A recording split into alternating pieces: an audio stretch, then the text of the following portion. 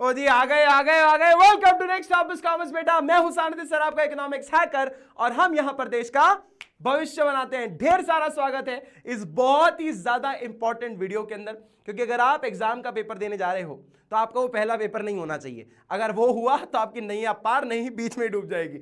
ये बेटा एक ऐसे पेपर्स होते हैं जो कि आपके प्रैक्टिस के लिए बनाए जाते हैं। आपने कभी इकोनॉमिक्स का बोर्ड एग्जाम तो दिया नहीं, आपको नहीं पता कैसे सवाल आते हैं, किस तरीके से आपको आंसर को प्रेजेंट करना होता है। इसलिए सीबीएसई क्या करता है, सैंपल पेपर निकालता है और उसकी मार्किंग स्कीम भी देता है कि देख लो एक बार कैसा पेपर आने वाला है। आंसर भी ऐसा होता है, मार्किंग स्कीम देते हैं वो आपको। तो जब आप मार्किंग स्कीम और सैंपल पेपर करके जाते हो ना, तो जब एग्जामिनर कॉपी चेक करता है तो देखता है आंसर की ऐसी है और बच्चे का आंसर भी ऐसा है। चलो चलो फुल नंबर 80 में से 80 मार्क्स लाने की तैयारी इसी वीडियो में क्लियर हो जाती है। ठीक है बेटा, चलो अब बिना टाइम वेस्ट करें, क्योंकि सैंपल पेपर की वीडियोस बहुत लंबी होती है, मैं चाह रहा हूं कम से कम समय में तुम्हें बढ़िया से बढ़िया कंटेंट दे दूं। तो चलो चालू करते हैं। अब फटाक से देखते हैं सैंपल पेपर क्या है। सैंपल पेपर ये 2024-25 का सैंपल पेपर है, जो कि दो हिस्सों में बटा हुआ है, 40-40 के, मैक्रो और इंडियन इकोनॉमिक डेवलपमेंट। हर एक में एमसीक्यू 3 मार्कर, 4 मार्कर, 6 मार्कर तुम्हें दिख जाएगा।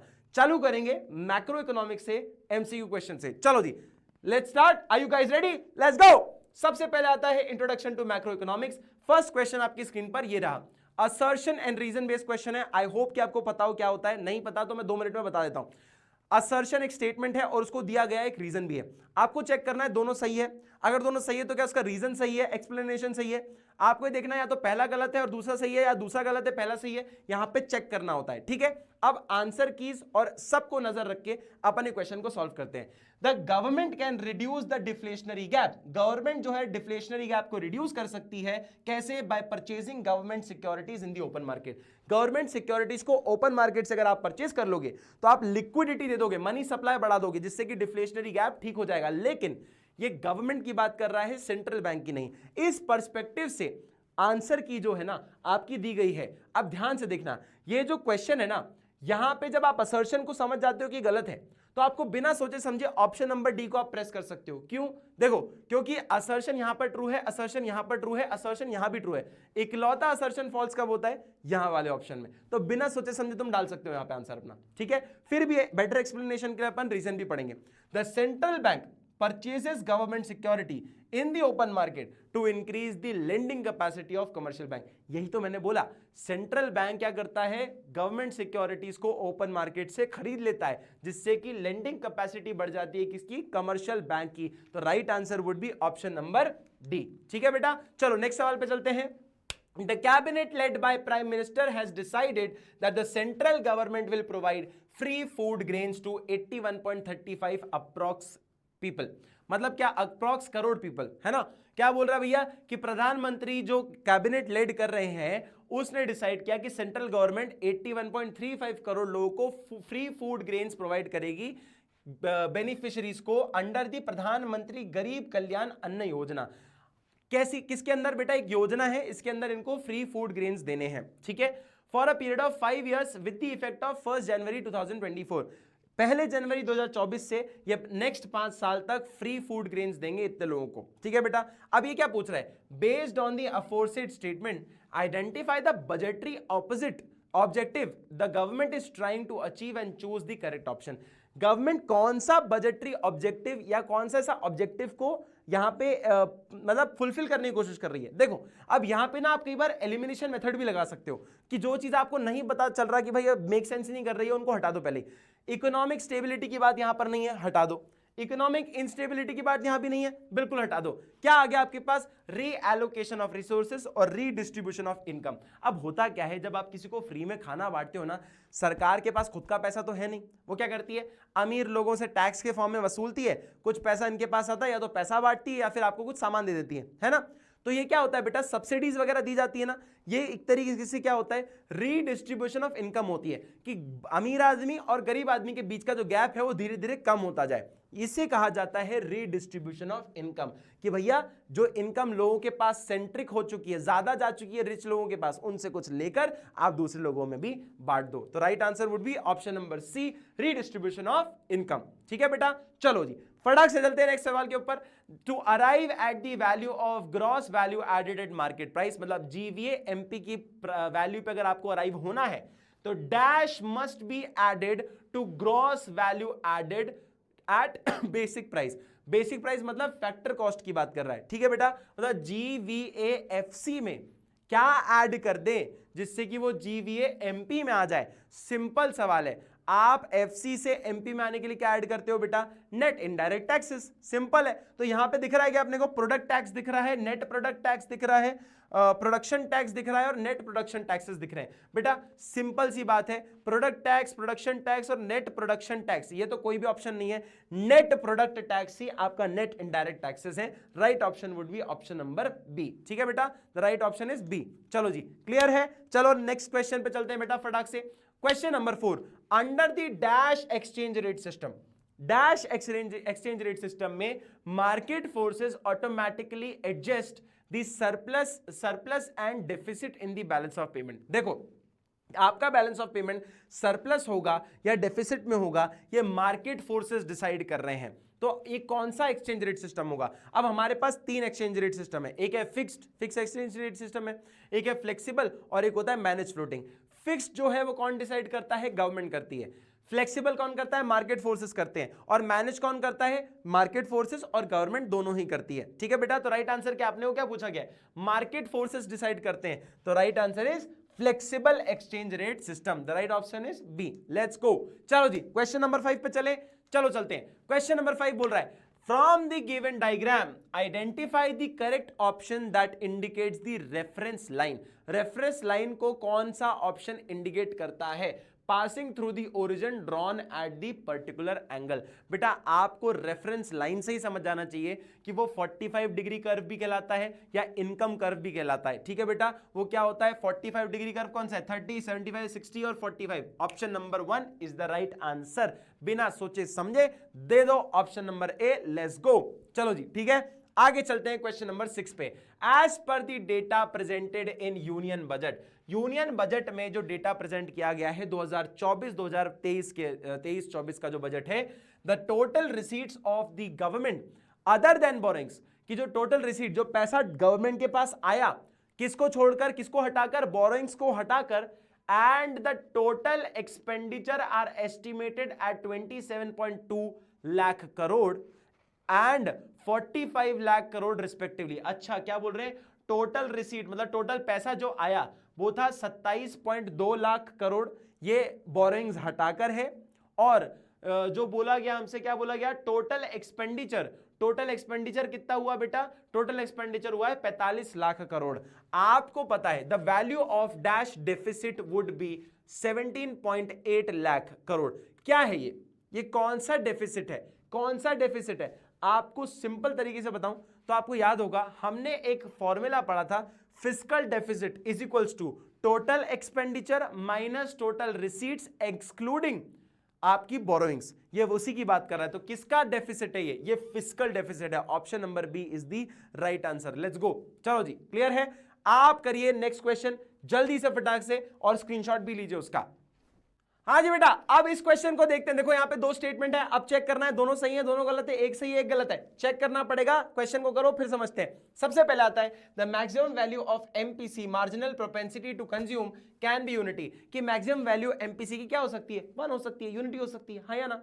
तो इस बिल्कुल सही स्टेटमेंट है, या तो 0 हो सकती है तो 1 हो सकती है, दोनों के बीच में हो सकती है, ठीक है बेटा, बिल्कुल सही स्टेटमेंट है, स्टेटमेंट 1 इज ट्रू। दूसरा बोल रहा है as the income of economy increases, अगर इकोनॉमी की इनकम बढ़ती है, the proportionate increase in the level of consumption, कि उसका ही प्रोपोर्शनेट जो इंक्रीज होता है कंजम्पशन में इज ऑलवेज मोर, मतलब इनकम से ज्यादा कंजम्पशन बढ़ जाता है then the increase in the level of income.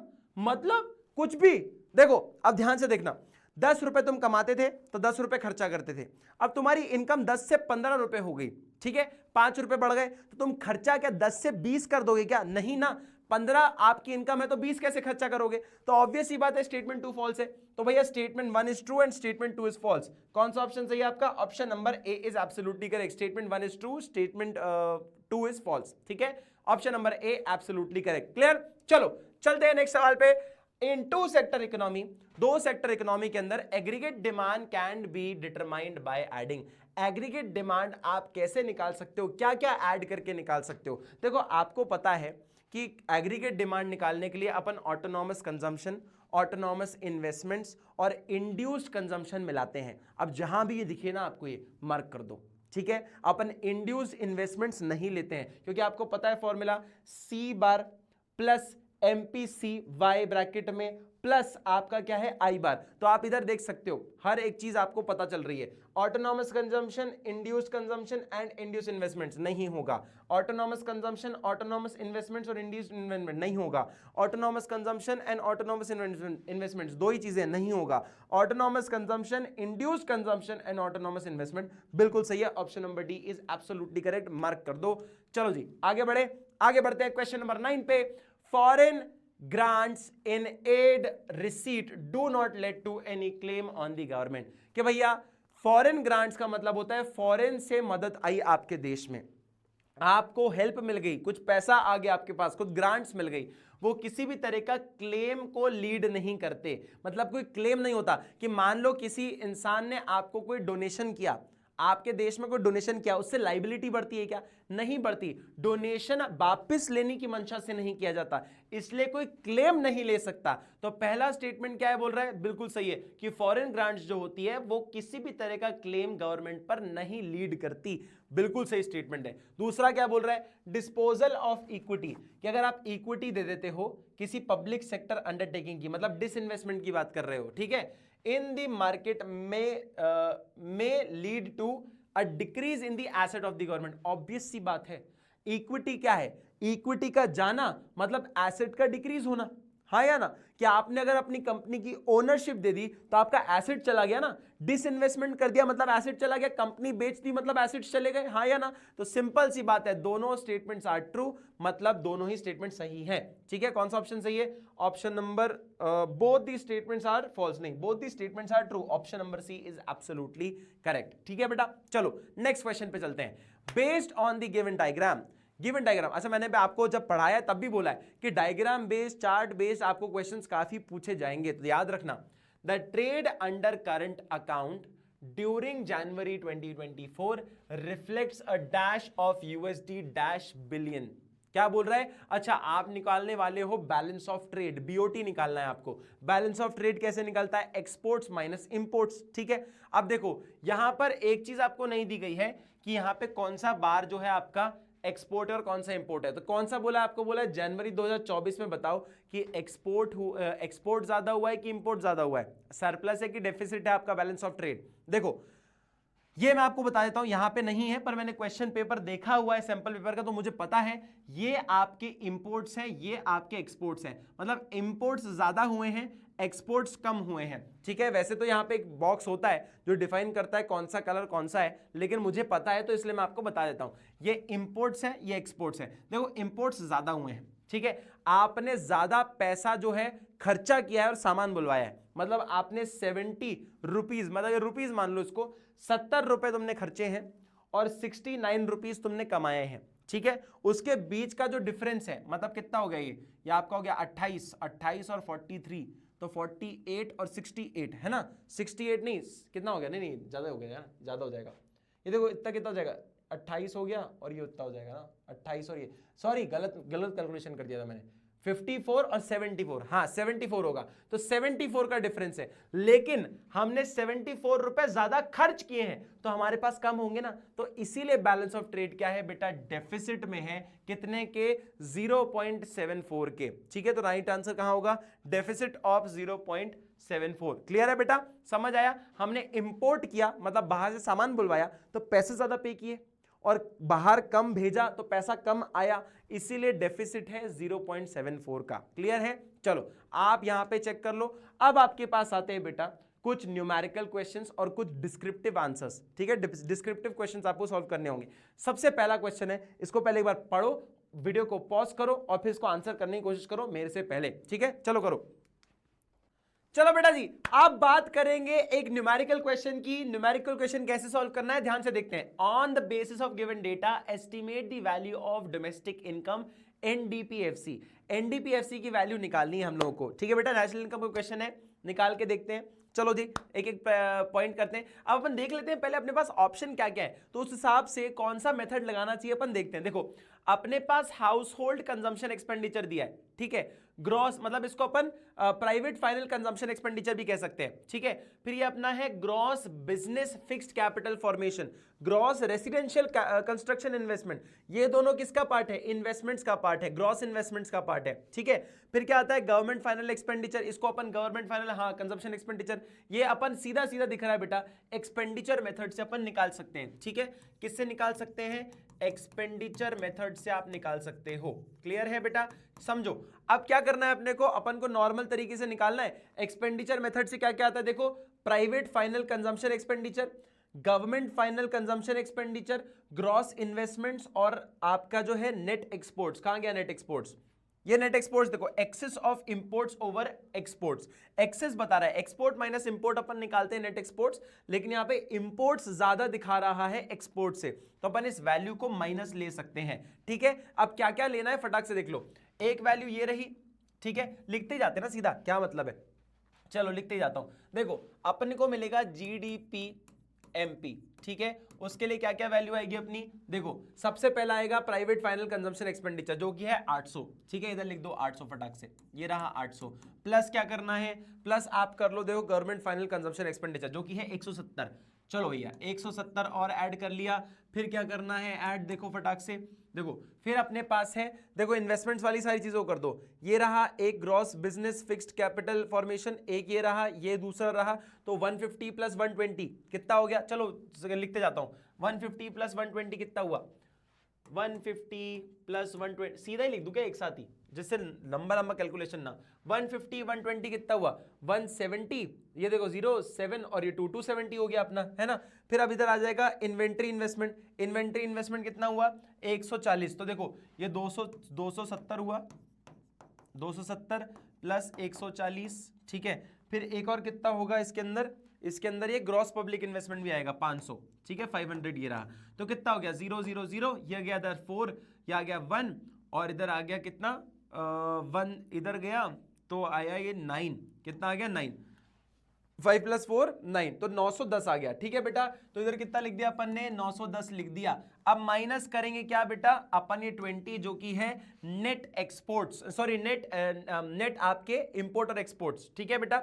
अब देखो इसमें क्या आ रहा है, आप देख सकते हो एक्सेस इंपोर्ट्स आ रहा है, इसलिए अपन ने माइनस वैल्यू लिया है, क्या किया अपन ने -20 कर देंगे। अब जो भी आएगा वो आपका जीडीपी एमपी का फॉर्मूला, वो आपका वो होगा अमाउंट होगा जीडीपी एमपी का, कितना अमाउंट है बेटा 800 प्लस 170 970 हो गया, 970 और 910 कितना होता है 970 980 1880, 1880 माइनस 20, 1880 माइनस 20 1860, ठीक है, 1860 आपका अमाउंट आ गया। क्लियर है बेटा, चलो अब क्या करेंगे, अपन को चाहिए क्या था, अपन को चाहिए था एनडीपीएफसी। अब एनडीपीएफसी पे आने के लिए क्या करना होता है, एनडीपीएफसी पे आने के लिए क्या करना होता है, देखो अपने को जीडीपी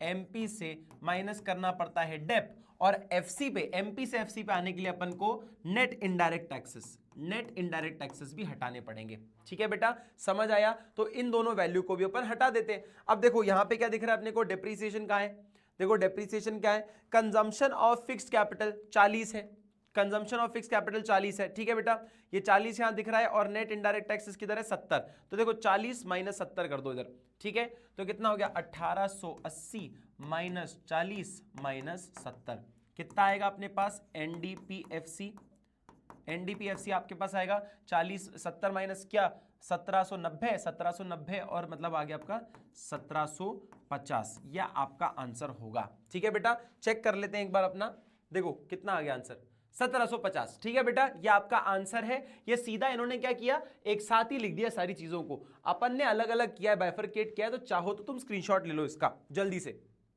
चलो बेटा जी आप करते हैं दूसरा सवाल फटाक से, देखो अब आ जाता है अपने पास क्वेश्चन नंबर कौन सा भाई साहब, हाँ ओए कहां गया भाई, हाँ क्वेश्चन आता है अपने पास, state the steps pertaining the estimate. अच्छा और क्वेश्चन है, ठीक है, स्टेट द स्टेप्स, या तो आप उसको क्वेश्चन को सॉल्व करो या फिर आपको ये करना पड़ेगा, ठीक है, दूसरा थ्योरेटिकल क्वेश्चन करना पड़ेगा।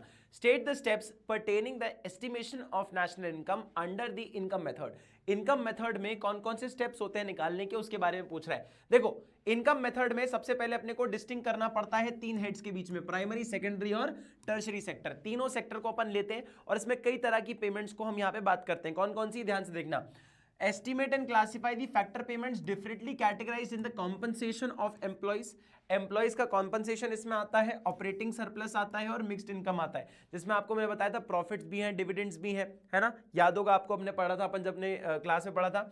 The sum of factor payments represents the contribution of sectors to the domestic income NDPFC. ठीक है, क्या होता है बेटा, जब ये सारी इनकम को आप ऐड करते हो ना, सारे सेक्टर से जब फैक्टर पेमेंट्स आ जाते हैं, उसको कन्वर्ट, जब उसको आप ऐड करते हो और फिर निकालते हो तो डोमेस्टिक इनकम निकल के आती है एनडीपीएफसी. ठीक है, फैक्टर कॉस्ट पे निकल के आती है. ठीक है, एनडीपीएफसी डोमेस्टिक आपका प्रोडक्ट आता है, डोमेस्टिक इनकम आ जाती है. अब इसको नेशनल इनकम बनाने के लिए आपको वो सारे फैक्टर्स की इनकम को लगाना पड़ता है जो कि आपने बाहर से कमाई होंगी और जो बाहर पेमेंट किए होंगे, उसका एक नेट वैल्यू निकालना पड़ता है. ठीक है, उसको कहते हैं net factor income from abroad. अब जैसे ही जब आप एनडीपीएफसी में एनएफआईए ऐड करते हो, क्या करते हो, एनएफआईए ऐड करते हो, आप आ जाते हो अपनी नेशनल इनकम पर, मतलब एनएनपीएफसी पर आ जाते हो. इस प्रकार आप अपनी नेशनल इनकम निकाल सकते हो इनकम मेथड से. ठीक है बेटा, चलो अब चाहो तो स्क्रीनशॉट ले लो, बाकी चलते हैं नेक्स्ट क्वेश्चन पे. आ जाओ फटाक से. Tax revenue collection of government may be categorised under two heads. अब देखो सवाल कैसे हो रहे हैं, आप देखो सवाल का पैटर्न का ना सेंस समझते जाना धीरे धीरे. ये क्या पूछ रहे हैं आपसे कि गवर्नमेंट जो है टैक्स रेवेन्यू कलेक्ट करती है और उसको दो हिस्सों में बांटा जाता है. वो दो हिस्से कौन कौन से हैं, ध्यान से देखना. दो हिस्से हैं आपके, डायरेक्ट टैक्स और एक है इनडायरेक्ट टैक्स. इनडायरेक्ट टैक्स जैसे कि जीएसटी, ठीक है, डायरेक्ट टैक्स जैसे कि इनकम टैक्स. ठीक है बेटा, इनकम टैक्स हो गया, कॉर्पोरेट टैक्स हो गया, ऐसे सारे टैक्स होते हैं. डायरेक्ट टैक्स वो टैक्स है जिसका बर्डन उसी इंसान पर होता है जो पैसा कमाता है. ठीक है, जैसे कि सानिध्य सर अगर अपनी इनकम कमाते हैं तो उसका टैक्स किसको देना पड़ेगा, मेरे पापा देंगे क्या, नहीं. तुम दोगे क्या, नहीं. कोई और देगा क्या, नहीं. उस टैक्स का बर्डन मेरे ऊपर ही है, मैं कमा रहा हूं तो मैं ही टैक्स पे करूंगा. इसे कहते हैं डायरेक्ट टैक्स. ये क्या होता है बेटा, डायरेक्ट टैक्स है. डायरेक्ट टैक्स मतलब उसी व्यक्ति को लगता है जो कमाता है. ठीक है, जीएसटी एक इनडायरेक्ट टैक्स है. क्यों, जैसे मान लो अपन सब गए बाहर खाना पीना खाने और मैंने क्या किया, मैंने सब लोगों के हिस्से का बिल दे दिया. अब जैसे मान लो अगर 5 लोग गए थे और 2500 रुपए का बिल बना तो सबके हिस्से में 500 का शेयर आया, हाँ या ना. लेकिन 500 रुपए में 50 रुपए उसमें जीएसटी लगा हुआ था. ठीक है, कितना लगा हुआ था, 50 रुपए उसमें जीएसटी लगा हुआ था. अब समझ में क्या आया, हर इंसान का 50-50 रुपए का, इनफैक्ट पूरा बिल मैंने पे किया तो सबके हिस्से का 50-50 रुपए का जीएसटी भी मैंने पे किया, तो सबका बर्डन किस पे शिफ्ट हो गया, मुझ पे ही शिफ्ट हो गया. तो जीएसटी मतलब इनडायरेक्ट टैक्स एक ऐसा टैक्स होता है जिसका इंपैक्ट या जिसका बर्डन आप किसी और पर शिफ्ट कर सको. ध्यान से देख लो, it refers to those taxes which impact and incidence lies on the same entity. जो कमाता है वही पे करता है. ठीक है, in the other words the liability paying direct taxes can not be shifted. यहां पे शिफ्ट नहीं कर सकते, मैं कमा रहा हूं, मेरे को ही देना है पैसा. In the other words, the liability paying indirect taxes can be shifted. ठीक है, यहां पे जो whose impact and incidence may lie on different entities, किसी पर भी जीएसटी का बिल का इंपैक्ट जा सकता है. ठीक है, डायरेक्ट और इनडायरेक्ट टैक्सेस होते हैं. क्लियर है बेटा, चलो अब चलते हैं नेक्स्ट सवाल पे. अच्छा, तुम्हें स्क्रीनशॉट लेना है तो फटाक से ले लो, तो फिर कमेंट में बोलते हो सर स्क्रीनशॉट लेने का समय नहीं दिया आपने, साइड तो हट जाते. चलो ले लिया. चलो अब आते हैं अपन नेक्स्ट पॉइंट पे. फॉरेन पोर्टफोलियो इन्वेस्टमेंट, एफपीआई या इसको एफआईआईज भी कहते हैं, फॉरेन इंस्टीट्यूशनल इन्वेस्टर्स भी कहते हैं इनको. ठीक है, अब देखो क्या बोल रहा है ये, अब केस स्टडी जैसे सवाल आते हैं, ध्यान से देखना. एफआईआई या एफपीआई बोल दो, witnessed a sharp turn around during 2023-24. इस टाइम पे उन्होंने शार्प टर्न अराउंड देखा with net FPI inflow of US $32.4 billion. क्या मतलब है सर इसका, देखो ये वो इन्वेस्टर्स हैं जो कि शेयर मार्केट में पैसा लगाते हैं. ये आपके देश में, ये बाहर के लोग हैं जो आपके देश में इन्वेस्टमेंट करते हैं, लेकिन ये इन्वेस्टमेंट फिजिकल नहीं होती. कोई बिल्डिंग, कोई ऐसी कोई जॉब अपॉर्चुनिटीज नहीं दे रहे हैं आपको, बिल्डिंग नहीं बना रहे, कोई फिजिकल इंफ्रास्ट्रक्चर नहीं बिल्ड करते. ये आपकी इकोनॉमी में मनी को इंजेक्ट करते हैं, आपके शेयर मार्केट में पैसा इंजेक्ट करते हैं. ठीक है बेटा, अब देखो ये क्या बोल रहा है कि इनफ्लो हुआ मतलब पैसा आया आपके देश में, आया, कितना आया, नेट बोल रहे हैं. नेट मतलब कि जितना पैसा हमने लगाया होगा और जितना पैसा उनने लगाया होगा, उनके बीच का जो डिफरेंस अमाउंट है वो ये है $32.4 बिलियन हमारे पास एक्स्ट्रा आ गए देश में. मान लो किसी ने लगाए होंगे 500, किसी ने लगाए होंगे 532.4, तो हमारे पास 32.4 बिलियन डॉलर्स एक्स्ट्रा है। इन विच सब अकाउंट, कौन से सब अकाउंट में, on which side of the balance of payment account the above transaction will be recorded. अच्छा, ये बोल रहा है कौन सी side of balance of payment account में और किस सेक्शन में ये आने वाला है। तो इसको मैं तुम ना शॉर्ट आंसर में बता दे। चलो ठीक है, इसको सिंपल से बता देता हूं। देखो, बैलेंस ऑफ पेमेंट ना एक ऐसा अकाउंट होता है जहां पे आपके दो साइड्स होते हैं, दो साइड्स होते हैं। ये देखो, क्या बोल सकते हो इसको तुम, बीओपी अकाउंट, ठीक है, क्या बोल सकते हो, BOP account, balance of payment account. ये होता है डेबिट साइड, ठीक है, डेबिट साइड, डेबिट साइड जिसको आउटफ्लो बोलते हैं, मतलब पैसा बाहर जा रहा है, ठीक है। और ये होता है क्रेडिट साइड, क्रेडिट साइड मतलब वो साइड जहां से पैसा इनफ्लो होता है। क्या होता है बेटा, इनफ्लो होता है, ठीक है। अब इससे ऊपर के जितने भी फीचर्स होते हैं वो करंट अकाउंट के होते हैं। कितने के होते हैं बेटा, करंट अकाउंट के होते हैं। और जिससे भी इसके नीचे के होते हैं वो कैपिटल अकाउंट के होते हैं, ठीक है, कैपिटल अकाउंट, ठीक है बेटा। अब देखो, यहां पर जो चीजें आती हैं वो करंट नेचर की होती हैं और यहां पर जो नीचे आती है वो कैपिटल नेचर की होती है। जो इन्वेस्टमेंट जो होता है वो हमेशा कैपिटल नेचर का होता है, क्योंकि उससे एसेट्स बिल्ड होते हैं, लाइबिलिटी कम होती है, ऐसा कुछ अपन बोल सकते हैं, ठीक है। ये कैपिटल नेचर की चीजें होती हैं, या तो लाइबिलिटी बढ़ना या फिर एसेट कम होना या बढ़ना, ये सब कैपिटल नेचर की चीजें होती हैं। वो सारी यहीं पर रिकॉर्ड होती हैं। अगर बोरोइंग्स बोलोगे तो यहीं पर रिकॉर्ड होगी, इन्वेस्टमेंट बोलोगे तो यहीं पर रिकॉर्ड होगी। अब इन्वेस्टमेंट अगर तुम करते हो दूसरे देश में तो पैसा बाहर जा रहा है, मतलब डेबिट साइड आना चाहिए, पर अपने यहाँ पे क्या हुआ, अपने यहाँ पे तो इनफ्लो हुआ है, लिखा है ना यहाँ पे इनफ्लो, इनफ्लो लिखा हुआ है, मतलब पैसा आया। तो बैलेंस ऑफ पेमेंट अकाउंट के क्रेडिट साइड में कैपिटल अकाउंट के अंदर आप लिखोगे कि भैया एफपीआई ने कितना पैसा लगाया, 32.4 बिलियन डॉलर्स का इन्होंने इन्वेस्टमेंट हमारे देश में कर दिया। मतलब कहां पे आ रहा है ये, कैपिटल अकाउंट के क्रेडिट साइड में आ रहा है, बैलेंस ऑफ पेमेंट अकाउंट में, ठीक है बेटा, समझ आया। देखो क्या लिखा हुआ है, foreign portfolio investment in the India in the fiscal 2023-24 will be recorded on the credit side of the capital account. कहां पे बेटा, क्रेडिट साइड कैपिटल अकाउंट के। देखो अपन ने क्या किया, क्रेडिट साइड कैपिटल अकाउंट में किया। देखो ये कैपिटल अकाउंट ये रहा, ठीक है बेटा, समझ आ गया। क्यों, क्योंकि देखो क्या होता है इससे, it is recorded on the credit side, it results in the inflow of foreign exchange. Furthermore such transactions are documented in capital account as the reflect in the change of the ownership, मतलब asset build हो रहा है of financial assets between residents of a country and rest of the world, ठीक है, कि भैया assets में change हो रहा है, ओनरशिप आ रही है, उसकी बात कर रहे हैं। फिर आता है आपके पास next point, state the meaning of balance of payment deficit.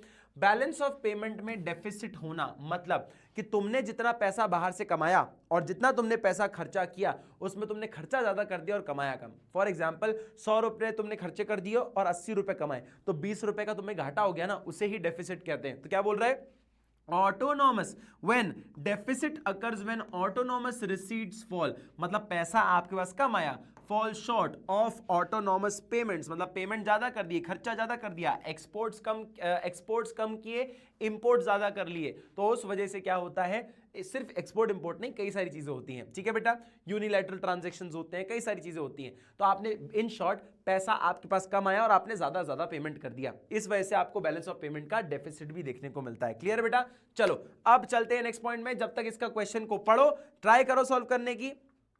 चलो बेटा जी, अब करते हैं एक बड़ा शानदार क्वेश्चन है, बहुत सिंपल है, कोई ज्यादा डिफिकल्ट नहीं है ये। क्वेश्चन नंबर 14 क्या बोल रहा है, ध्यान से देखना।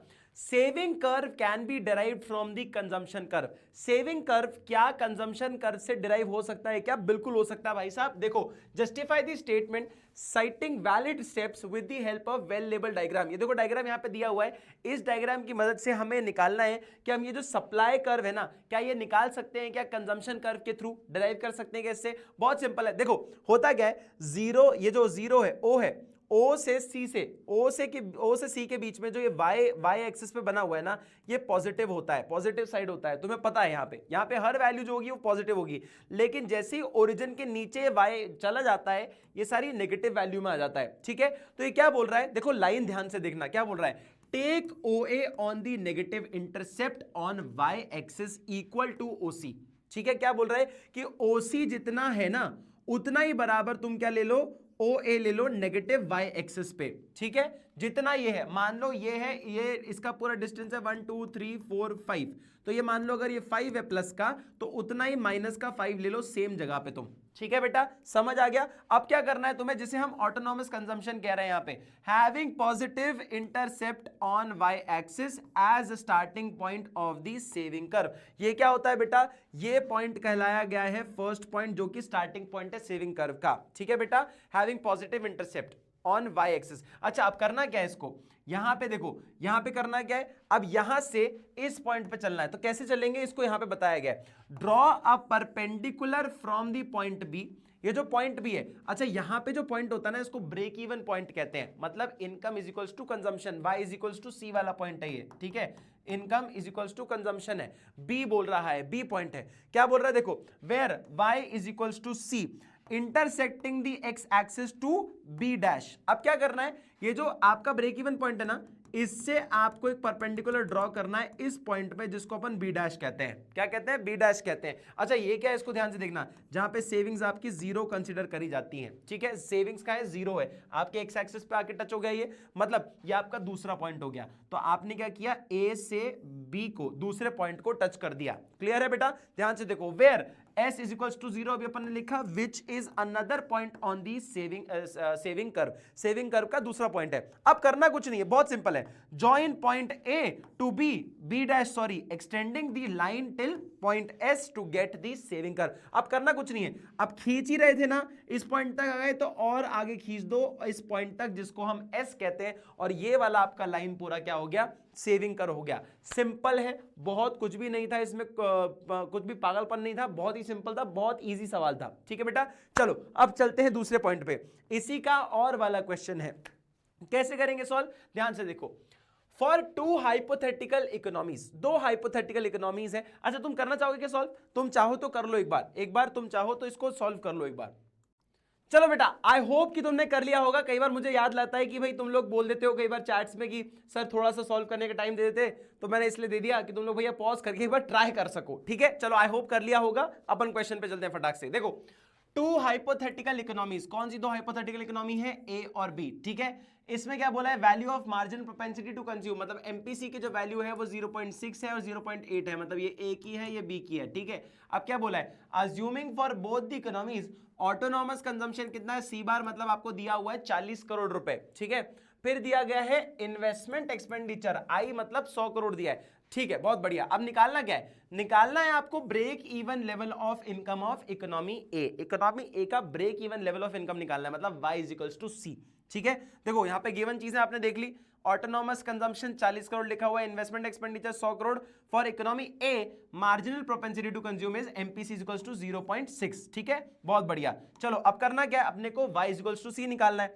तो ब्रेक इवन पॉइंट लेवल पे क्या करना है अपने को, देखो यहां पे लिखा हुआ है ना, अभी बोला था मैंने y इज इक्वल्स टू सी। अब c को कैसे निकालते हो, c बार प्लस आपका एमपीसी। ठीक है, सी बार प्लस एमपीसी, तो क्या आ गया, सी बार प्लस एमपीसी। ठीक है, एमपीसी आ जाएगा। क्लियर, सी बार प्लस एमपीसी। अब देखो कैसे निकालोगे इसको, तुम्हें पता है एमपीसी फॉर आपका इकोनॉमी ए वो कितना दिया गया है, 0.6 दिया गया है। अच्छा, एमपीसी ब्रैकेट में y लिख देना। ठीक है बेटा, तो देखो एमपीसी ब्रैकेट में y कितना लिखा हुआ है, 0.6, क्योंकि अपन ने इकोनॉमी ए का निकाल रहे हैं, यहां पे याद रखना तुम लोग। ठीक है, फिर आपको सी बार कितना दिया है, सी बार तुम्हें दिया है 40, तो अपन ने यहां पे लिख दिया। अब देखो ये 0.6 को इधर भेज दिया अपन ने, तो ये जो होता है ना y, ये y 1y होता है। ठीक है, 1y माइनस 0.6y, तो कितना होगा, 1 में से माइनस 0.6 करोगे कितना आएगा, 0.4। 0.4 को 40 से हटाओगे, डिवाइड करोगे, तो कितना आ जाएगा, 100 करोड़ आ जाएगा। मतलब तुम्हारा जो break even level of income था इकोनॉमी ए का, दैट इज 100 करोड़। कितना है, 100 करोड़ है। ठीक है बेटा, समझ आ गया। चलो अब दूसरा क्वेश्चन कर लेते हैं, equilibrium level of income for economy B. जो इक्विलिब्रियम लेवल है इकोनॉमी बी के लिए, वो निकालनी है आपको, मतलब AD is equals to AS। क्या निकालना है, AD is equals to AS दिया गया है। ठीक है, अब आप बोल सकते हो कि अपने को AS अपना क्या होगा, ASY मान सकते हैं, इनकम ले लेते हैं, हाँ या ना। अब क्या करोगे, अब Y, अब AD का फॉर्मूला क्या हो सकता है, AD का फॉर्मूला सिंपलर है बेटा, सिंपल क्या है, C प्लस आई। ठीक है, इसमें C को कैसे निकालोगे तुम्हें पता है, C बार प्लस एमपीसी। क्लियर है, समझ आया। तो देखो यहां पे भी सेम चीज हो गई, y is equals to C plus I. ठीक है, अब ध्यान से देखना, C बार तुम्हें दिया गया था 40, तुमने यहां लिख दिया 40, एमपीसी कितना है तुम्हारा, एमपीसी इधर सेक्टर बी का बोला है, सॉरी इकोनॉमी बी का बोला है, क्यों, क्योंकि यहां पे क्वेश्चन में बी का निकालना है अपने को, तो ये है 0.8, लास्ट क्वेश्चन में 0.6 लिया है अपन ने, तो यहां पे 0.8 ले लिया, और 100 क्यों लिया, क्योंकि हमने इन्वेस्टमेंट्स का इन्वेस्टमेंट एक्सपेंडिचर 100 करोड़ है, ठीक है। तो अब ये y की जगह पे इस 0.8 को भेज दो, तो कितना आ जाएगा, ये 0.8 मतलब 1 माइनस 0.8 विल लीव अस 0.2, ठीक है बेटा 0.2, और 0.2 को जब 140 से डिवाइड करोगे तो आंसर आता है तुम्हारा 700 crore, which is the absolute right answer, ठीक है 700 करोड़ तुम्हारा आंसर आता है इसमें। क्लियर है बेटा, चाहो तो फटाक से इसका एक बार स्क्रीनशॉट ले लो जल्दी से। हाँ जी, चले नेक्स्ट सवाल पे, चलो फटाक से नेक्स्ट सवाल पे चलते हैं बेटा। चलो भैया देखते हैं फटाक से क्वेश्चन नंबर 15 को। Read the following text carefully. Union finance minister stated the investments in infrastructure and productive capacity have a large multiplier impact on growth and employment। क्या बोल रहा है, ये बोल रहा है देखो कि जो फाइनेंस मिनिस्टर है ना, उन्होंने ये बोला, उन्होंने स्टेट किया कि इन्वेस्टमेंट्स जो इंफ्रास्ट्रक्चर में होते हैं और प्रोडक्टिव कैपेसिटी में होते हैं वो मल्टीप्लायर इंपैक्ट डालते हैं ग्रोथ और एम्प्लॉयमेंट पे, मतलब एम्प्लॉयमेंट और ग्रोथ पे काफी ज्यादा इंपैक्ट होता है अगर आप इन्वेस्टमेंट्स करते हो इंफ्रास्ट्रक्चर के अंदर। And in view of this, capital investment outlay is being proposed to increase steeply in the budget 2023-24 by 100 crore. और इसी चीज को नजर में रख के कैपिटल इन्वेस्टमेंट्स का कुछ एक अमाउंट बनाया गया, जिसको बोला गया कि इंक्रीज कर रहे हो स्टीपली इन कौन से बजट, 2023-24 के बजट में, जो कि है 1000 crore. Based on the given text, इस गिवन टेक्स्ट में कॉमन अंडरस्टैंडिंग में बताना है अपने को, एक्सप्लेन द वर्किंग प्रोसेस। अच्छा, वर्किंग प्रोसेस कैसे काम करेगा, क्या अमाउंट से कैसे आप चीजों को कर रहे हो उसको आपको बताना है, वर्किंग बतानी पड़ेगी, मतलब टेबल बनाना पड़ेगा इन्वेस्टमेंट मल्टीप्लायर वाला, ठीक है। Of the increase in the investment on the national income assuming marginal propensity MPS to be 20%, मतलब इन्वेस्टमेंट का 20%, इनकम का 20% आपको क्या करना पड़ेगा, सेव करना पड़ेगा, ऐसा इसने बता दिया। ठीक है बेटा, चलो करते हैं, कोई बड़ी बात नहीं है, इन सब चीजों को छोड़ दो, सीधा टेबल पे चलो, तुम्हें ये सब समझ आ जाएगा, टेबल का ही एक्सप्लेनेशन यहां पे लिखा हुआ है। क्लियर है बेटा, ध्यान से देखो। सबसे पहले देखो यहां पे इंक्रीज इन इन्वेस्टमेंट कितना बताया, 1000 करोड़ बताया। अब इनकम क्या होगी आपकी, 1000 करोड़ ही है, ठीक है, लेकिन अब इनकम में से कुछ खर्चे होंगे और कुछ सेविंग होगी। सेविंग आपको बता दिया 20% है, तो 1000 करोड़ का 20% कितना होता है, 200। तो आपने क्या किया, इंक्रीज इन सेविंग्स कितना है, 200 करोड़। ठीक है बेटा, बचा कितना, 800, वो आपने खर्चा कर दिया। लेकिन ये याद रखना, जो आपका खर्चा होता है वो किसी और की इनकम होती है। फॉर एग्जाम्पल, मैंने 800 रुपए दिए किसी इंसान को कुछ सामान खरीदने के लिए, वो 800 रुपए उसकी इनकम है, मेरा एक्सपेंस है, मेरा खर्चा है। ठीक है बेटा, तो क्या हुआ, ये 800 रुपए यहां से यहां आ गया क्योंकि ये किसी की इनकम थी, एंड सो ऑन, ये चलता ही जाता है टिल द टाइम ये जीरो हो जाए या फिर आपकी सेविंग्स क्या बराबर हो जाए इन्वेस्टमेंट के। ठीक है बेटा, इसे क्या कहते हैं, इसको पूरे टेबल का एक एक्सप्लेनेशन कहते हैं। चाहो तो एक रीड मार सकते हो इधर से, to the working process in increase in investment the national income is based on the assumption that the one's expenditure is another's income. क्या बोल रहा है, एक का खर्चा दूसरे की इनकम होती है। Round one, in the investment infrastructure undertaken by the government of 1000 crore will generate an additional income of like 1000 crore. क्या आपने इन्वेस्टमेंट अगर 1000 करोड़ का किया है तो इनकम भी कितनी होगी, कितने की होगी, 1000 करोड़ की होगी, जिसमें से आप 0.2 का एमपीएस निकाल के, ठीक है, एमपीसी कितना होगा, देखो एमपीएस और एमपीसी दोनों मिला के 1 होता है, हाँ या ना, तो एमपीएस आपने 0.2 निकाला तो 0.8 क्या होगा, कंजम्पशन होगा। तो आपने क्या किया, देखो 1000 करोड़ का 20% मतलब आपकी सेविंग्स थी, मतलब 200 करोड़ आपकी सेविंग्स हो गई, और 800 करोड़ क्या हो गया, आपका एक्सपेंडिचर हो गया, और ये एक्सपेंडिचर किसी की इनकम है, यही अपन ने बोला। ठीक है बेटा, यही आपके पास आ गया। अब इन्वेस्टमेंट मल्टीप्लायर से आप क्या निकाल सकते हो, कितना गुना आपने इनकम को जनरेट किया। तो देखो यहां पे 5 टाइम्स किया, या आप फॉर्मूला लेकर निकाल सकते हो, और यहां पे दिख भी रहा है आपको, आपने अपनी इनकम का 5 गुना बना लिया। ठीक है बेटा, 5 टाइम्स हो गया। क्लियर है, इसी तरीके से इस क्वेश्चन को अपन को सॉल्व करना था। क्लियर, चलो अब आते हैं नेक्स्ट क्वेश्चन पे। एज सोसाइटी डेवलप, अच्छा ये वो वाला क्वेश्चन है, इसको मैंने पता बेटा पढ़ा, ये इतना बड़ा क्वेश्चन है ना कि मैं अगर रीड करने गया तो आप लोग हो जाओगे बोर। ठीक है, तो आप एक बार इसको खुद रीड करो। ठीक है बेटा, खुद रीड कर लो इसको, इसमें एक्चुअली में कुछ ज्यादा इंफॉर्मेशन नहीं दी है, इसी में आंसर छुपा हुआ है। देखो यहाँ पे 2 चीजें लिखी हुई हैं। क्लियर है बेटा, अभी देखना, तो मैं सिंपल चीज बताता हूं, 2 जगह से आंसर आ रहा है, एक इधर से है और एक तुम्हारा यहां से है। अब ध्यान से देखना क्या बोल रहा है। क्लियर, क्वेश्चन ही समझ लो तुम। ये पैराग्राफ टू लॉन्ग है, इतने बड़े आते नहीं है, पर ये सैंपल पेपर, इसलिए सैंपल पेपर में गलतियां हो जाती है, बोर्ड एग्जाम में नहीं होती जनरली गलती। देखो, on the basis of given text, तुम टेक्स्ट पढ़ना बहुत सिंपल है, कुछ भी नहीं है उसमें से देख देख के आंसर निकाल सकते हो। Answer the following question. अच्छा, तुमने अनसीन पैसेज देखे ना इंग्लिश में, उसी प्रकार है ये question. Over the centuries money has evolved in various form. Money जो है बहुत सारी सेंचुरीज में अलग अलग तरीकों से डेवलप हुआ है, ठीक है, इवॉल्व हुआ है। In the light of given statement state and discuss briefly any two forms of currency. दो फॉर्म ऑफ करेंसी बता दो कोई सी भी। देखो यहां पे आंसर क्या लिखा है, एक है मेटल करेंसी, दूसरा है पेपर करेंसी। मेटल करेंसी क्या होता है, जिससे अपन सोने की मुद्राएं वगैरह इस्तेमाल करते थे, और पेपर करेंसी क्या है, जो अपन नोट यूज करते हैं, कैश यूज करते हैं, है ना। ठीक है बेटा, तो जनरल आंसर है ये। अब इसमें से देख के भी आप निकाल सकते हो, आपको पढ़ना पड़ेगा वो टेक्स्ट। मैं पूरा पढ़ूंगा तो वीडियो बहुत लंबा होगा, अननेसेसरी टाइम पड़ेगा, तुम बोर हो जाओगे। Various economists have formed a strong opinion that in the modern times, digital potential risks, sorry, in the digital time, currency like CBDC is a quite essential. ये CBDC क्या है बेटा, यहां देख लो, सेंट्रल बैंक डिजिटल करेंसी। ये digital currency की बात कर रहे हैं कि करेंसी जैसी डिजिटल करेंसी है वो काफी असेंशियल है आज के समय के लिए। जैसे यूपीआई वगैरह होता है ना, ये सब बहुत जरूरी है आज के समय के लिए। However it comes with its own benefits and potential risk. क्या बोल रहा है, इसके कुछ फायदे भी हैं, इसके कुछ नुकसान भी हैं, अपने अपने, हाँ या ना। डू यू अग्री, क्या आप अग्री करते हो? Give the statement given valid argument support your answer. Answer करो, क्या आप अग्री करते हो कि इसके कुछ फायदे नुकसान हैं? यस वी अग्री, बिल्कुल, हाँ इसके कुछ फायदे हैं और इसके कुछ नुकसान भी है। जो डिजिटल करेंसी है वो इंट्रोड्यूस किसने किया भैया? जो हमारे सरकार या पूरी गवर्नमेंट के इनिशिएटिव्स थे जिन्होंने डिजिटल करेंसी को लाया, उसका सबसे बेस्ट पॉइंट क्या था? इसके बेनिफिट्स ये हैं कि ये रिड्यूस कर देता है डिपेंडेंसी कैश के ऊपर। अब देखो, खुले की टेंशन होगी, कैश कैरी करने की टेंशन होगी, कोई चुरा तो ना ले जाए, गिर ना जाए जेब से निकालते वक्त, तो ये सब कुछ टेंशन होती है हमारे पास कैश को लेके, वो हटा देता है। लोअर ट्रांजेक्शन कॉस्ट काफी कम होती है। अच्छा, डिजिटल मनी को चलाना इज काफी cheaper than actual paper print करना, वो कॉस्टलियर होता है। एंड रिड्यूस सेटलमेंट रिस्क, किसने किसको कितना कैश दे दिया, मिल के दे दूंगा, ये कुछ सेटलमेंट होता है ना, इसके रिस्क को खत्म कर देता है। क्या पता मिले ही ना, पैसा ही ना दे, ये डिजिटल पेमेंट खत्म कर देता है। तुम्हारे पास पैसा रखा है, तुम अभी ट्रांसफर करो, भले ही दुनिया के किसी भी कोने में बैठे हुए हो।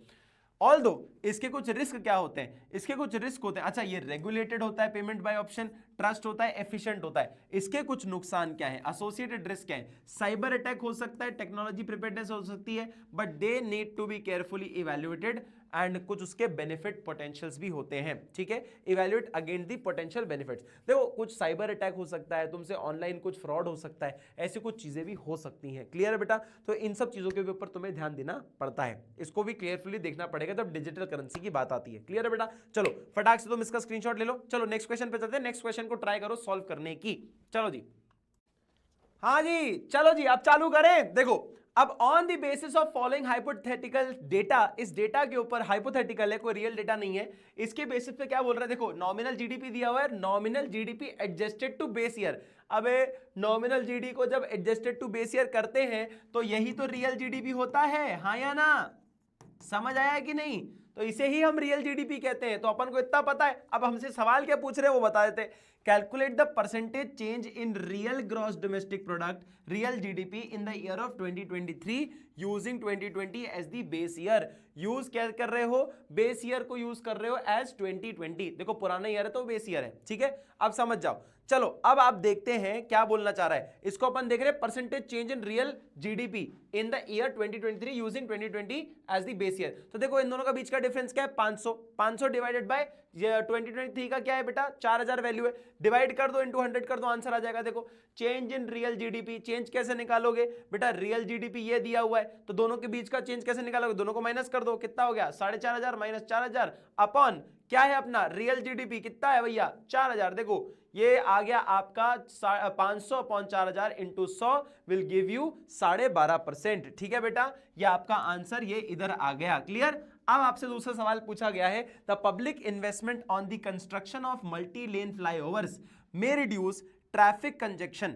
देखो, पब्लिक इन्वेस्टमेंट किया है, जो कि कंस्ट्रक्शन किया आपने मल्टी लेन फ्लाईओवर, अच्छा बहुत सारी लेन वाला फ्लाईओवर बनाया है, वो रिड्यूस करेगा ट्रैफिक कंजेक्शन को। On the basis of above statement discuss it's likely impact on GDP and welfare in the economy. बहुत अच्छा क्वेश्चन है, बहुत सिंपल क्वेश्चन है, बहुत प्यारी तरीके से आप दे सकते हो। वो बोल रहा है कि भैया जीडीपी में कितना चेंज आएगा अगर आप ऐसे फ्लाईओवर या कंस्ट्रक्शन वगैरह करते हो, और वेलफेयर कैसे होगा इकोनॉमी का, उसको समझाना है। बहुत अच्छी तरीके से समझा सकते हो। आप बोल सकते हो यार कि लोग टाइम पे पहुंच पाएंगे, चीजें तो देखो फ्लाईओवर अगर होगा तो ट्रैफिक में नहीं फंसेंगे, चीजें टाइम पे पहुंच पाएंगी, है ना। तो टाइम पे पहुंच पाएंगी तो प्रोडक्शन अच्छे से होगा। ऑल्सो लोग अपने चाहने वालों से शहर दो कनेक्ट हो सकते हैं बहुत आसानी से, कम समय पे पहुंच पाएंगे, ट्रैवलिंग कॉस्ट कम लगेगा। ये सब चीजों से आप इकोनॉमी में वेलफेयर कर सकते हो। देखो अगर आपको पहाड़ के चारों तरफ घूम के जाना पड़ता है एक शहर से दूसरे शहर, जिसमें 12 घंटे लग जाते हैं, तो उसमें फ्यूल भी ज्यादा लगेगा।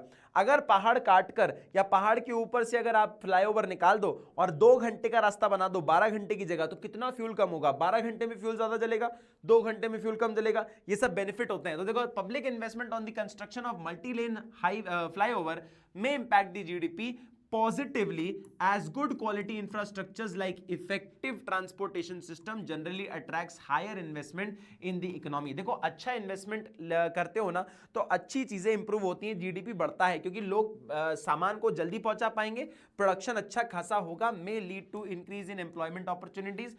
लोग अगर अप डाउन आसानी से कर पाएंगे तो उनको माइग्रेट करने की जरूरत नहीं है। तो हर एक जगह जब कनेक्ट होती है ना, उससे एम्प्लॉयमेंट अपॉर्चुनिटीज बढ़ती हैं। It may also lead to reduction in travel time and lower average transport cost. मैंने बोला ये भी आपको कि समय बचेगा, पैसा बचेगा ट्रैवल कॉस्ट में। ये वेलफेयर बताता है एक सिटीजन का या इकोनॉमी का। ठीक है बेटा, समझ आ गया? चाहे तो स्क्रीनशॉट ले लो इसका फटाक से। ठीक है बेटा, लास्ट सवाल इसका और वाला क्वेश्चन जो कि हम लोग कर रहे वाले हैं, फिर इसके बाद मैक्रो इकोनॉमिक्स हमारा खत्म हो जाता है। फटाक से देखते हैं। Basis of classification of final goods into consumption, कि फाइनल गुड्स और consumption into consumption and basic क्या बोल रहा है? बेसिक क्लासिफिकेशन क्या है? फाइनल गुड्स या कंजम्पशन जिसको अपन बोलते हैं। Capital goods depend on the economic nature of its use. Defend और refute the statement with the help of suitable example. बिल्कुल इसको डिफेंड करेंगे। फाइनल गुड्स कौन से गुड्स होते हैं? जिनको हम कंज्यूम करते हैं, directly ready to use goods होते हैं। कैपिटल गुड्स कौन से गुड्स होते हैं? जिनको आप फर्दर यूज कर सकते हो किसी और प्रोडक्शन पर्पस के लिए। जैसे कि देखो क्या बोल रहा है, the given statement defends, the given statement is defended, आप उसको डिफेंड कर रहे हो। Consumption goods are those goods that are directly satisfying the want of consumers, consumer की इच्छाओं को डायरेक्टली सेटिस्फाई करता है। कैपिटल गुड्स जबकि क्या होते हैं? Are those final goods that are used for further production, ये ऐसे गुड्स हैं जो कि फर्दर प्रोडक्शन के लिए इस्तेमाल होते हैं। अच्छा, एक अच्छा एग्जांपल देना बहुत जरूरी है इसके लिए। Good can be considered a consumption good as well as आपका capital good, it depends upon the economic nature of its use, कि दोनों हो सकता है। ये फाइनल गुड भी हो सकता है, ये कैपिटल गुड भी हो सकता है। कैसे हो सकता है? ध्यान से देखो, एक मशीन अगर आप घर में खरीद के लेके आते हो, देखो अगर तुमने एक फ्रिज खरीदा घर के लिए तो वो क्या हो गया? वो कंजम्पशन गुड हो गया, तुम्हारा फाइनल गुड हो गया, है ना। लेकिन अगर तुमने वही फ्रिज अपने रेस्टोरेंट के लिए खोला तो उस रेस्टोरेंट में तुम कई सारी चीजें रख रहे हो और फर्दर प्रोडक्शन करने के लिए रॉ मटेरियल रख सकते हो, खाना रख सकते हो, कुछ चीजें रख सकते हो जिससे तुम नई नई डिशेस बना सको। तो ये क्या हो रहा है? Purchased by firm for further production is a capital good. वही फ्रिज तुम्हारा किसी रेस्टोरेंट में कैपिटल गुड की तरह काम करता है, क्योंकि उसको आप पर्सनली खुद कंज्यूम नहीं कर रहे, लेकिन आप फर्दर प्रोडक्शन के लिए इस्तेमाल कर रहे हो। तो ये क्या हो गया? कैपिटल गुड भी हो गया और ये आपका कंजम्पशन गुड भी हो गया। सिर्फ नेचर ऑफ यूज से पता चलता है कि वो फाइनल है, सॉरी कंजम्पशन गुड है या फिर आपका कैपिटल गुड है। ठीक है बेटा, चलो दूसरा सवाल देख लेते हैं। Natural calamities in the hill station, hill station में जो नेचुरल कैलामिटीज होती हैं of India have led to massive destruction of capital assets. Capital assets जो है ना उसका मैसिव डिस्ट्रक्शन हुआ है। हिल स्टेशन में कुछ कैलामिटीज आ गई नेचुरल, कुछ बाढ़ आ गई, कुछ आ गया होगा ऐसा, है ना, भूकंप वगैरह आ गया होगा। Identify the type of loss, depreciation or capital loss indicated in the aforesaid statement given, give valid reason in the support of your answer। वो बोल रहा है कि ये जो आपके नेचुरल कैलामिटी हो गई, जो अर्थक्वेक आ गया, जो बाढ़ आ गई, ऐसी कुछ दिक्कत हो गई, वो एक डेप्रीसिएशन है या कैपिटल लॉस है? किस तरह का लॉस है बेटा? डेप्रीसिएशन होता है एक ऐसा लॉस जो कि आप ऑलरेडी जानते हो, पहचानते हो कि होगा। जैसे गाड़ी खरीदी है तो उसका वेयर एंड टेयर होगा, उसकी वैल्यू गिरेगी, आपको पता है। कैपिटल लॉस वो लॉस होता है जिसके बारे में आपको आइडिया नहीं होता कि हो भी सकता है कि नहीं हो सकता, कि भैया कल को इस बिल्डिंग में आग लग जाए, आपको नहीं पता ना, कैसे पता चलेगा? कोई होगा ही है क्या, मतलब डेलिबरेट कोई ऐसा इवेंट है क्या? नहीं। लेकिन अगर बिल्डिंग बनाई है तो बिल्डिंग पुरानी होगी, ये आप श्योर लेके चल सकते हो। तो डेप्रिसिएशन ऐसे लॉस होते हैं जिनको आप ऑलरेडी लेकर चलते हो। कैपिटल लॉस अनएक्सपेक्टेड लॉसेस होते हैं, ठीक है। The massive destruction of capital assets caused by recent natural calamity in the hill stations of Himachal Pradesh और उत्तराखंड। वैसे क्वेश्चन में लिखा नहीं था, पता नहीं क्यों लिख दिया इनने स्टेट का नाम। Can be considered as capital loss. ये कैपिटल लॉस है क्योंकि capital loss refers to those losses of value fixed asset due to unforeseen circumstances like natural disasters, theft, fire etcetera. ऐसे लॉसेस जो कि आपको नहीं पता हो सकते हैं उनको हम कैपिटल लॉसेस कह रहे हैं, ठीक है। समझ आया बेटा? And we are done with our कौन सा बेटा, हमारा मैक्रो इकोनॉमिक्स वाला पार्ट खत्म होता है। You can take a quick break, stop करो वीडियो को, मैं आपका ये नेक्स्ट टॉपिक चालू करता हूं। Take a screenshot first of all. हाँ जी, अब करेंगे हमारा इंडियन इकोनॉमिक डेवलपमेंट वाला पार्ट, जो कि बहुत ही जल्दी खत्म हो जाएगा क्योंकि थ्योरेटिकल क्वेश्चंस हैं और थ्योरेटिकल क्वेश्चंस को फटाक से रीड आउट करके आप आराम से कर सकते हो सॉल्व, कोई बड़ी प्रॉब्लम नहीं है। चलो जी, सबसे पहले करते हैं इंडियन इकोनॉमिक डेवलपमेंट का सबसे पहला क्वेश्चन सॉल्व। देखो, read the given image carefully. अच्छा, आजकल आपको 2-3 चीज बता दूं मैं, आपके एग्जाम्स में एक तो डायग्राम बेस्ड क्वेश्चंस काफी ज्यादा आ रहे हैं, जैसे कि ये देखो डायग्राम दे दिया। ये चाहते हैं आपसे कि आप एक्चुअली जनरल नॉलेज के हिसाब से, एक्चुअल कंसेप्चुअल स्टडी के हिसाब से आप क्वेश्चन को आंसर करो, ठीक है बेटा। अब देखो क्या बोल रहा है, फंक्शन ऑफ एनवायरनमेंट अपन ने पढ़े हुए हैं। फंक्शन ऑफ एनवायरनमेंट क्या है? एसिमिलेट करता है वेस्ट को, क्या करता है? प्रोवाइड करता है रिसोर्सेज, इनफैक्ट इसके साथ साथ एस्थेटिक सर्विसेज भी देता है। मैंने अभी लाइव में भी समझाया था, आपको याद है? फोटो दिखाई थी मैंने, हाँ या ना? और उसके साथ साथ क्या करता है? सस्टेन करता है लाइफ को। तो ये 4 अपने पास होते हैं, सस्टेन्स लाइफ और आपका क्या करता है बेटा? एस्थेटिक सर्विसेज देता है। चारों ऑप्शन में से जहां दिख जाए उसको सेलेक्ट कर दो। क्या बोल रहा है? Choose the correct option which indicates the combination of vital functions performed by the environment. Environment के साथ क्या होता है बेटा? जनरेट्स वेस्ट जनरेट नहीं करता, असिमिलेट करता है वेस्ट को। प्रोवाइड्स ओनली रिन्यूएबल रिसोर्सेज, नहीं नॉन रिन्यूएबल भी करता है। तो ये दोनों चीजें क्या हो गई? ये sustains life and provide aesthetic services is the right answer, मतलब ए 1 और 2 इज द राइट आंसर। ठीक है बेटा, क्लियर है? ये आपके बुक्स में भी अवेलेबल है, जाके एक बार क्रॉस वेरीफाई कर सकते हो। आ जाओ नेक्स्ट पॉइंट, स्टेटमेंट है, चेक करना है दोनों सही है दोनों गलत है, एक सही है एक गलत है। चलो जी चेक करते हैं। The British policy led by the collapse of India's world famous handicraft industries. क्या ब्रिटिश पॉलिसीज ने इंडिया की वर्ल्ड फेमस जो हैंडीक्राफ्ट बिजनेस था उसको इंपैक्ट किया, उसको हटाया, उसको कोलैप किया? बिल्कुल किया, एकदम सही स्टेटमेंट है, एकदम ट्रू स्टेटमेंट है, कुछ भी गलत नहीं है इसमें। ब्रिटिशर्स को कोई फायदा नहीं हो रहा था हैंडीक्राफ्ट से, इसलिए उन्होंने ऐसी पॉलिसीज बनाई जिससे कि वो हैंडीक्राफ्ट हमारा बिक ना सके। क्या किया उन्होंने टैरिफ्स बहुत लगा दिए अगर एक्सपोर्ट करना हो तो, है ना। और फिनिश गुड्स को मतलब ब्रिटेन से बने हुए फिनिश गुड्स को इंडिया में लाने लग गए, जिससे कि हाथ से बना हुआ सामान किसी को नहीं चाहिए था, मशीन से बनी हुई चीजें लोगों को चाहिए थी। तो भैया लोगों ने ये करना चालू कर दिया, ठीक है, मतलब ब्रिटिशर्स ने ये करना चालू किया था, जिससे हमारा हैंडीक्राफ्ट बिजनेस डिक्लाइन हुआ। पहला स्टेटमेंट बिल्कुल सही है। During the colonial rule in India, the contribution of industrial sector to GVA increased significantly। भाई एक बात बताओ, ब्रिटिश रूल में इंडस्ट्रियल सेक्टर अपना क्या कंट्रीब्यूट कर रहा था? अच्छा खासा धीरे धीरे जीडीपी में कंट्रीब्यूट करता जा रहा था? बिल्कुल भी नहीं। तो दूसरा स्टेटमेंट बिल्कुल फॉल्स है। जीडीपी में इंडस्ट्रियल सेक्टर का कंट्रीब्यूशन उल्टा बहुत कम था, इनके बाद बहुत ज्यादा धीरे धीरे बढ़ा है क्योंकि हमने पॉलिसीज लाई, इंडस्ट्रियल पॉलिसीज लाई, 5 ईयर प्लान लाए, है या ना। तो भैया बिल्कुल भी नहीं, इन लोग तो चाहते ही नहीं थे कि हमारे यहाँ पे इंडस्ट्री सेटअप हो, वो उन्होंने तो डी इंडस्ट्रियलाइजेशन जैसा ऐसा पॉलिसी चूज किया कि हमारे यहाँ पे इंडस्ट्रीज ना सेट हो पाए। दूसरा स्टेटमेंट फॉल्स है, first true second false. Option number A is absolutely correct. ठीक है बेटा, चलो नेक्स्ट पॉइंट में चलते हैं। Read the following statement, assertion and reason. Assertion reason देखो, the education commission 1964-66 had recommended that at least 4% of the GDP should be spent on education। बेटा it is not 4%, it is 6%। 6% recommend किया था education commission ने कि GDP का 6% education पे खर्चा होना चाहिए। तो असर्शन ही गलत है।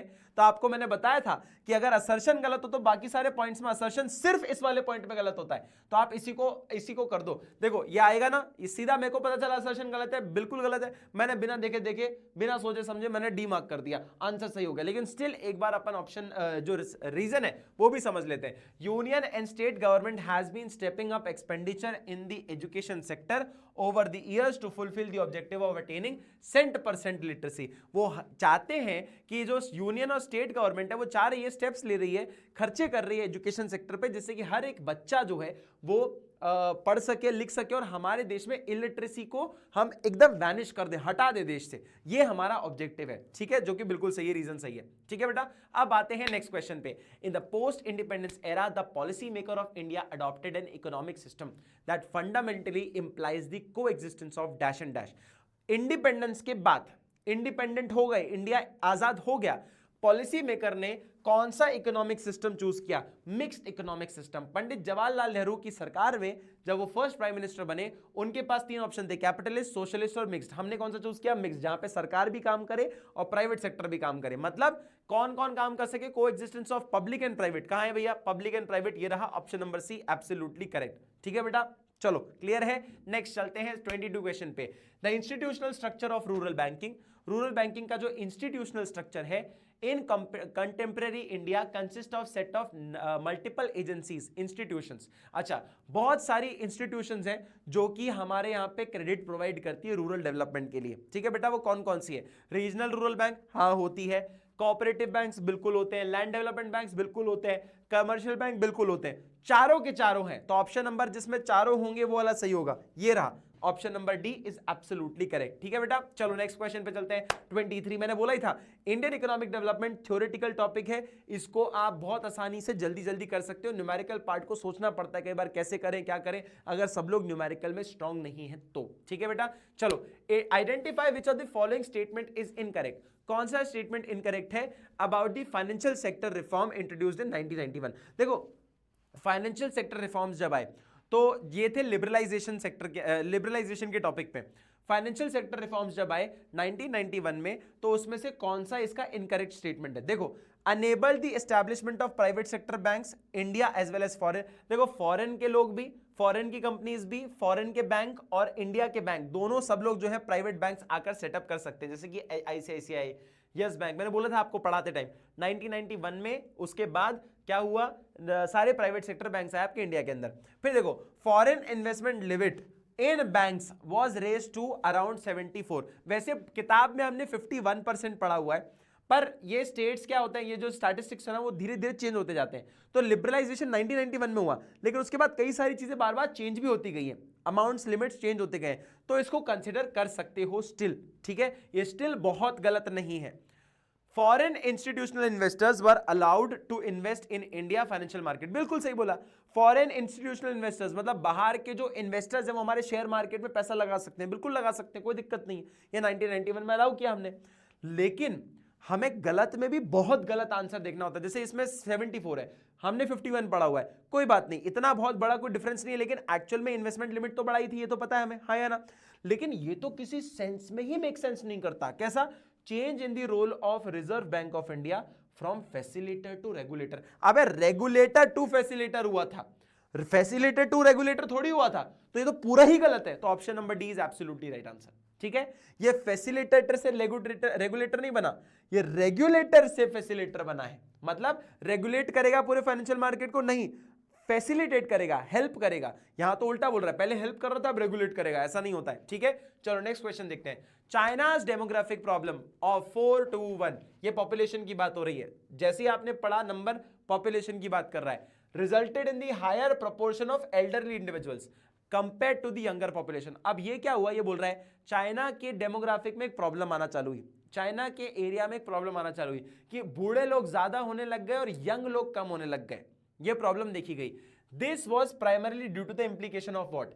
किस वजह से होने लगा? वन चाइल्ड पॉलिसी इन्होंने करी थी 1970, लेट 1970, हाँ, तो 1979 में वन चाइल्ड पॉलिसी आई थी, जिसमें ये कहा गया कि बच्चा एक ही अच्छा। अब दो माँ बाप हैं, वो एक बच्चा कर रहे हैं, तो जब तक ये माँ बाप ना चले जाएं इस दुनिया को छोड़ के, तब तक ये पॉपुलेशन ठीक है। लेकिन जैसे ही 10 लोगों ने मिलकर सिर्फ, अब जैसे 10 लोग हैं, तुम देखो लॉजिकल तुम चीज समझना, 10 लोग हैं जो आपस में कपल्स हैं, ठीक है। अब 10 पेरेंट्स हैं, उनमें से सबने एक एक बच्चा किया, तो 10 लोगों के 5 बच्चे हुए। अब जैसे ही ये 10 लोग मरेंगे, ठीक है, आसपास की एज के होंगे लोग। जैसे ही 10 लोग मरेंगे तो कितने लोग बचेंगे? 5 लोग। तो अचानक से पॉपुलेशन कम होती है। ठीक है, तो बूढ़े लोग ज्यादा हो गए, यंगर लोग कम हो गए। उसका रीजन क्या था? क्योंकि वन चाइल्ड पॉलिसी थी। Option number C is the right answer. Clear है बेटा? चलो question number 25। Dash was set up in 1974 by Indian government to address the two major environmental concerns, water and air pollution. Water और air pollution को protect करने के लिए हमने लाया था सेंट्रल पॉल्यूशन कंट्रोल बोर्ड। ये जो बी ऑप्शन दिख रहा है ना, ये अपन लाए थे 1974 में। मैंने ईयर पहले देखा और मुझे तुरंत क्लिक कर गया। ठीक है, उसके बाद जैसे आपने वाटर और एयर पॉल्यूशन की बात करी, तुरंत आपको क्लियर हो गया। बिना ऑप्शन देखे आप कर सकते हो। ऐसे आपको चीजें याद रहनी चाहिए। ये कैसे याद है मुझे, मैं आपको बता दूं। अगर आपने इंपॉर्टेंट डेट्स वाली मेरी वीडियो देख ली है तो इंडियन इकोनॉमिक डेवलपमेंट में तुम ऐसे ही नैया पार कर लोगे, बिल्कुल भी तुम्हें टाइम नहीं लगेगा। ठीक है बेटा, तो ये चीज याद रखना। सेंट्रल पॉल्यूशन कंट्रोल बोर्ड 1974 में लाया, जो कि इंडिया के अंदर वाटर और एयर पॉल्यूशन को कंट्रोल करने के लिए कुछ ना कुछ स्टेप्स लेता है। ठीक है बेटा, चलो नेक्स्ट पॉइंट आता है। Assuming in a hypothetical economy real GDP recorded a growth rate of 9%। 9% का जीडीपी है, मतलब अच्छा है। ठीक है, ड्यूरिंग अ फिस्कल ईयर में 9% का जीडीपी दिखा रहा है, मतलब अच्छा है। ठीक है, however economy faced a significant challenge in the term of creating an adequate number of employment opportunity. ये पॉइंट सुनते ही आपका आंसर क्लिक हो जाना चाहिए। क्या ये बोल रहा है कि भैया जीडीपी बहुत अच्छा है, लेकिन जीडीपी का मतलब क्या होता है? ग्रॉस डोमेस्टिक प्रोडक्ट, मतलब देश में प्रोडक्शन ज्यादा हो रहा है। प्रोडक्शन ज्यादा हो रहा है मतलब लोग काम कर रहे होंगे, हाँ या ना? लोग ज्यादा काम करें तभी प्रोडक्शन हो रहा है। लेकिन इसमें दूसरी लाइन क्या बोल रहा है कि चैलेंज क्या फेस हो रहा है? अनएम्प्लॉयमेंट अपॉर्चुनिटीज, अनएम्प्लॉयड है लोग, एम्प्लॉयमेंट अपॉर्चुनिटीज बहुत ही कम है, बिल्कुल भी नहीं है। तो ये कैसे हो रहा है? मतलब जॉब्स बन नहीं रही है लेकिन प्रोडक्ट्स बनते जा रहे हैं। ये कैसे हो रहा है? क्योंकि मशीनें काम कर रही हैं लोगों की जगह, इसलिए जीडीपी बढ़ रहा है पर अपॉर्चुनिटीज नहीं बढ़ रही है एम्प्लॉयमेंट की। इसे हम जॉबलेस ग्रोथ कहते हैं। क्या कहते हैं? जॉबलेस ग्रोथ, जो मैंने आपको बहुत अच्छे से समझाया था। जब मशीनों से प्रोडक्ट बनते हैं तो प्रोडक्शन बढ़ जाता है, उससे हमें लगता है जीडीपी बढ़ रहा है, लेकिन एम्प्लॉयमेंट कहां बढ़ा? इसलिए बिना एम्प्लॉयमेंट के भी जीडीपी बढ़ता है, इकोनॉमिक ग्रोथ होने लग जाती है। इस वजह से हम इसे जॉबलेस ग्रोथ कहते हैं कि ग्रोथ तो हो रही है पर बिना जॉब के। ठीक है बेटा, समझ आया? चलो ये लास्ट क्वेश्चन है एमसीक्यू का, फटाक से देख लो। During the period of 1951 to 2016 dash led to increase in the milk production in India by about 10 times. 10 गुना मिल्क प्रोडक्शन होने लगा 1951 से लेकर 2016 के बीच में। ये व्हाइट रेवोल्यूशन का कारण था, जिसे हम ऑपरेशन फ्लड भी कहते हैं। ग्रीन रेवोल्यूशन उसके लिए था अपना एग्रीकल्चर के लिए था। ठीक है, गोल्डन रेवोल्यूशन हॉर्टिकल्चर के लिए था, बी कीपिंग के लिए था। तो ये बिल्कुल भी नहीं है। इंडस्ट्रियल रेवोल्यूशन इंडस्ट्रीज को सेटअप करने के लिए था। Operation flood was related to milk production. ठीक है बेटा, चलो नेक्स्ट क्वेश्चन देख लेते हैं फटाक से। ठीक है बेटा, चलो नेक्स्ट क्वेश्चन आता है। Critical appraise the disinvestment policy initiated by the government during the reform of 1991। देखो disinvestment policy जो लाया 1991 में, मतलब अब प्राइवेटाइजेशन करना है। गवर्नमेंट कंपनीज को बेचकर प्राइवेट सेक्टर को दे दो, अपना अपना हिस्सा दे दो। डिसइन्वेस्ट करना मतलब कंपनी को बेच देना, पैसा ले लेना। इन्वेस्ट करना मतलब पैसा देना और ओनरशिप ले लेना। ठीक है, तो इन्वेस्टमेंट का दूसरा पार्ट होता है, उल्टा होता है, डिसइन्वेस्टमेंट। तो ये क्या हुआ? अच्छा, जब ये 1991 में डिसइन्वेस्टमेंट कर रही थी ना इंडियन गवर्नमेंट, तो उनकी जो कंपनी की वैल्यूज थी वो काफी अंडर वैल्यूड थी। एक तो लॉस मेकिंग कंपनीज थी और अचानक से प्राइवेटाइजेशन कर दिया। तो मान लो 100 करोड़ की कंपनी है ना, तो गवर्नमेंट को काफी कम रेट मिल रहे थे, 80 करोड़, 70 करोड़, 7 करोड़, 60 करोड़, 80 करोड़, ऐसे वैल्यू कम मिल रही थी, जिससे उनको काफी प्रॉब्लम झेलनी पड़ी। तो ये क्या बता रहा है? ये क्रिटिकल अप्रेजल है। Disinvestment aimed to boost financial, कहां गया भाई? हाँ, disinvestment aim to boost financial discipline and modernisation. The government exceeded its mobilization target by assets of the public sector undertaking had been undervalued। कि जो public sector undertaking के जो assets की value थी ना, उसको काफी अंडर वैल्यू किया गया, resulting in a significant loss. ये गवर्नमेंट के लिए क्या लॉस है भाई? 100 करोड़ मिलने चाहिए थे किसी चीज को बेच के, उसकी जगह पे तुम्हें 70 करोड़ ही मिलेंगे, तो 30 करोड़ का नुकसान ही तो मानोगे ना तुम लोग। Moreover the proceeds were primarily used to cover shortfalls of government revenue instead of investing in social infrastructure और द डेवलपमेंट ऑफ पीएससी।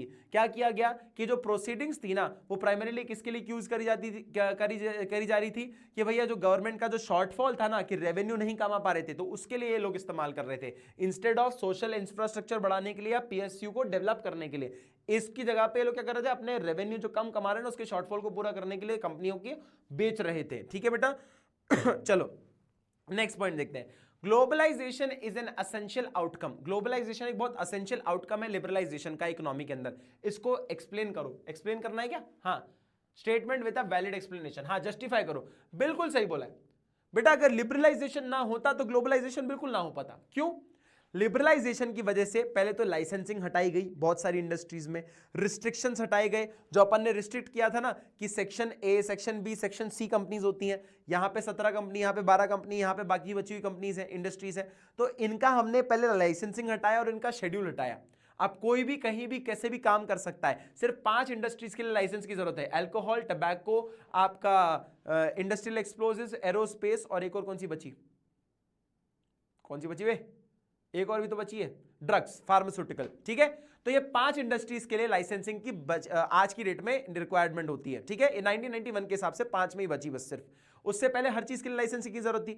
अब जैसे ही लाइसेंस आपने हटाए, हर कोई प्राइवेट सेक्टर किसी भी जगह पे काम कर सकता है। स्मॉल स्केल इंडस्ट्रीज के लिए आपने रिजर्व किया था कोई प्रोडक्ट, वो भी आपने हटा दिया, तो आपने अलाउ किया बाहर के फॉरेन कंपनीज को भी अट्रैक्ट किया कि भैया हमने हर इंडस्ट्री में छूट दे दी है, जिसको जहां काम करना है काम करो। इस वजह से ग्लोबलाइजेशन को एक एज मिला कि आपने ट्रेड बैरियर्स हटाए और बाकी सब लोग भागते भागते आ गए, क्योंकि आपको कोई रिस्ट्रिक्शन ही नहीं था। किसी भी कंपनी में, किसी भी इंडस्ट्री में, किसी भी जॉनर में आप काम कर सकते हो, कोई दिक्कत नहीं है। देखो, globalisation is indeed an essential outcome of liberalisation of an economy, the removal और reduction of the restriction in industrial sector, financial sector, trade and investment policy open the doors for Indian economy to the rest of the world. जो मैंने अभी आपको बोला, दरवाजे खुल गए Indian economy के बाकी पूरे देशों के लिए कि कोई भी कहीं भी काम कर सकता है। Hence liberalisation acted as an catalyst for globalisation, it fostered international trade, integrating the Indian economy with the global economy. ठीक है बेटा, इसने इंडियन इकोनॉमी को ग्लोबल इकोनॉमी से जोड़ा। ये एक बड़ा पहलू था लिबरलाइजेशन का, जो कि लीड किया गया ग्लोबलाइजेशन द्वारा। ठीक है बेटा, फटाक से इसका स्क्रीनशॉट ले लो जल्दी से। चलो बेटा जी, अब करते हैं नेक्स्ट क्वेश्चन, ध्यान से देखिएगा। To measure the extent of development in the economy, अगर डेवलपमेंट आपको मेजर करना है, कितना डेवलपमेंट हुआ है देश के अंदर, इकोनॉमी के अंदर, liberty indicator should be considered along with the other social economic parameters. क्या बोल रहा है? लिबर्टी इंडिकेटर को देखो। लिबर्टी इंडिकेटर क्या होता है सर? लिबर्टी इंडिकेटर बताता है कि आप कितने पॉलिटिकल डिसीजन मेकिंग और कितने लॉज एंड राइट्स के बारे में लोग एक्टिवली पार्टिसिपेट करते हैं, इनफैक्ट उनको पता होता है। ठीक है, वो लिबर्टी इंडिकेटर को बताता है। सोशियो इकोनॉमिक पैरामीटर्स को भी देखना चाहिए क्या? Do you agree with the given statement? Yes, we do agree with the given statement, बिल्कुल अग्री करते हैं। The measurement of development level in the economy is comprehensive approach, whereas liberty indicator should be considered along with the socio economic parameter. Liberty indicator क्या करता है? ये major करता है extent of democratic participation, कि एक area का participation बताता है कि सोशल और पॉलिटिकल डिसीजन मेकिंग में कि वो कितना पार्टिसिपेट कर रहे हैं। जैसे कोई भी सोशल डिसीजन मेकिंग होती है, उसमें कितना पार्टिसिपेट कर रहे हैं, पॉलिटिकल डिसीजन मेकिंग में कितना पार्टिसिपेट कर रहे हैं, उस पैरामीटर को बताता है। ठीक है, ये चीज बताता है कि इकोनॉमी में चीजें कैसे डेवलप हो रही है, लोग पार्टिसिपेट कर रहे हैं कि नहीं कर रहे। These indicator signifies the reflect the degree of civil liberties, political rights, economic freedom with in the society. Economic freedom को रिफ्लेक्ट करता है ये, कि कितने लोग इकोनॉमिकली फ्री हैं, पॉलिटिकल राइट्स के बारे में बताता है ये, इन ऐसे डिग्रीज को रिफ्लेक्ट करता है। With in the incorporation of liberty indicator, policy makers can gain more holistic understanding of the economics development status. क्या यार लोग कितने डेवलप हो चुके हैं, इकोनॉमी कितनी डेवलप हो चुकी है, ये ऐसे लिबर्टी इंडिकेटर शो कर सकते हैं। पॉलिसी मेकर्स जब दिमाग लगाते हैं ना, लोगों को पॉलिसीज के बारे में समझ आ रहा है कि नहीं आ रहा, कि भैया हम कुछ पॉलिसी लाते हैं, लोग सोच पाते कि नहीं सोच पाते, वो ये बता पाते कि नहीं बताते कि क्या सही है क्या गलत है, ऐसी चीजों को ये ऐसी इंफॉर्मेशन को गेन कर पाते हैं इन इंडिकेटर्स के थ्रू। ठीक है बेटा, चलो नेक्स्ट सवाल पे चलते हैं। अब आता है the reform process implemented in the late 1970s। Late 1970s में जो रिफॉर्म प्रोसेस हुआ किसके अंदर, commonly known as China's open door policy. हाँ, चाइना की जो ओपन डोर पॉलिसी थी उसके बारे में बात कर रहा है, जो लेट 1970s में encompassed a wide range of reforms across sectors like agriculture, investment, industry. ठीक है, कई सारे, अब जैसे हमारे यहाँ पे एलपीजी आया था ना, तो इनके यहाँ भी कुछ रिफॉर्म्स आए थे। इनके रिफॉर्म्स कैसे थे उसके बारे में पूछ रहे होंगे। These reforms played a pivotal role in the driving the rapid growth of Chinese economy over subsequent decade. देखो, इनकी जब रिफॉर्म्स आए ना, इसने चाइना की इकोनॉमी को बूस्ट किया। लास्ट कुछ दशकों में इसकी चाइना की इकोनॉमी को इस रिफॉर्म ने काफी बूस्ट किया। इस लाइट में दो रिफॉर्म्स के बारे में बताओ responsible for the rapid economic growth. कौन से दो रिफॉर्म्स है? देखो, सबसे पहले इनिशियल फेज में क्या बोल सकते हो, agriculture, foreign trade and investment sector के लिए क्या किया गया, इनिशिएटिव्स लिए गए। For instance agriculture commune lands were divided into small plots, कि जो एग्रीकल्चर कम्यून लैंड्स होते थे ना, उनको छोटे छोटे टुकड़ों में बांटते थे और वो एलोकेट करते थे हर एक इंडिविजुअल हाउस होल्ड को, एक एक हिस्से को, एक एक इंडिविजुअल हाउस होल्ड को वो दे देते थे, वो जमीन का हिस्सा। उसमें उनको अलाउ किया जाता था कि सारी इनकम तुम्हारी, बस तुम्हें कुछ स्टिपुलेटेड टैक्स देते रहना, जो भी इस पे उगाओगे सबको जमीनें बांट दी। अब बोला गया कि भैया इसमें तुम इनकम उगा लो, कोई दिक्कत नहीं, जितना पैसा कमाना है कमाओ, पर हमें एक टैक्स देता रहना, हमें एक टैक्स देते रहना। तो इस तरीके से हर एक आदमी इन्वॉल्व हो गया, अनएम्प्लॉयमेंट की स्थिति को इन्होंने बचा लिया, खत्म कर दिया, है ना। ऐसे कुछ चीजें बेटर हुई जिससे कि इनकी इकोनॉमिक ग्रोथ को काफी ज्यादा बूस्ट मिला।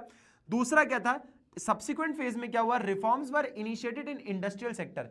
इंडस्ट्रियल सेक्टर के लिए भी कुछ रिफॉर्म्स आए, जैसे private sector firms in general and township and village enterprise in particular were allowed to produce goods. ये प्राइवेट सेक्टर को भी अलाउ किया गया गुड्स बनाने के लिए, सामान बना सकते हैं। और डायरेक्ट कंपटीशन किसको देने लग गए लोग, स्टेट ओन्ड एंटरप्राइजेस को।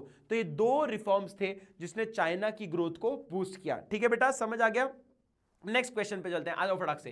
Under the Delhi declaration the G20 nations pledged to reach, अच्छा G20 जो अपना हुआ था दिल्ली के अंदर, G20 समिट जो हुआ था, उसके अंदर सारे देशों ने जो इसके अंदर इन्वॉल्व होते हैं उन्होंने एक प्लेज लिया। क्या प्लेज लिया? To reach a global net zero carbon emission, मतलब कि कार्बन एमिशन नहीं करेंगे जिससे कि ग्लोबल वार्मिंग होती है। अप्रोक्सीमेटली बाय मिड सेंचुरी तक ये कार्बन एमिशन को जीरो कर देंगे, खत्म कर देंगे एकदम।